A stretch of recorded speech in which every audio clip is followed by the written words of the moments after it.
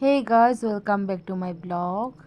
তো আজকে আবার এলাম নতুন একটা রেসিপি নিয়ে। আজকের রেসিপি হচ্ছে বেগুন আলু তড়কা ভর্তা। তো বেগুন আলু তড়কা ভর্তা বানানোর জন্য আমি এখানে নিয়ে নিলাম পুড়ে নেওয়া বেগুন, সেদ্ধ করা আলু, সবগুলোকে একসাথে ম্যাশ করে নিলাম। আমি একটা ম্যাশারের সাহায্যে ম্যাশ করে নিয়েছি, আপনারা চাইলে হাত দিয়েও ম্যাশ করে নিতে পারেন।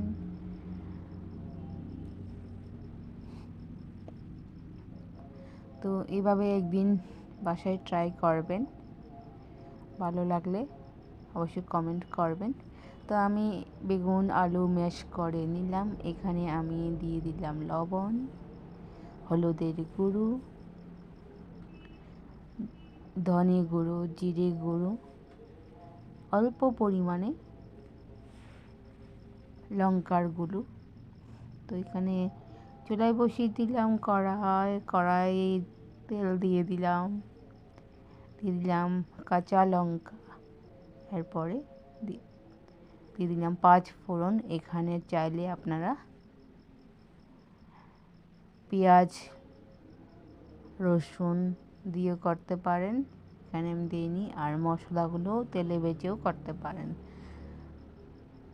তো তারপর তেলে আমি তড়কা দিয়ে দিলাম মশলা সহ ম্যাশ করে রাখা বেগুন আলু।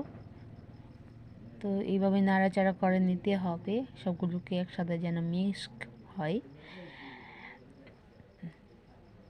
তো কিছুক্ষণ রান্না করার পর আমার যেন মনে হচ্ছিল হলুদটা একটু কম হয়েছে, তাই হলুদ একটু অ্যাড করে নিলাম।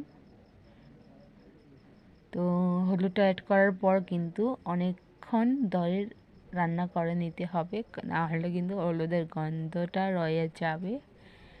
তো কিছুক্ষণ রান্না করার পর এবার অ্যাড করে দিলাম কেটে রাখা ধনে পাতা। তারপর কিছুটা নেড়ে চেড়ে নিয়ে কিছুক্ষণ রেখে এবার সার্ভ করে নিলাম গরম গরম প্লেটে। এটা গরম গরম ভাতের সঙ্গে খুব ভালো লাগবে। তো সবাইকে ধন্যবাদ, দেখা হচ্ছে নেক্সট ভিডিওতে।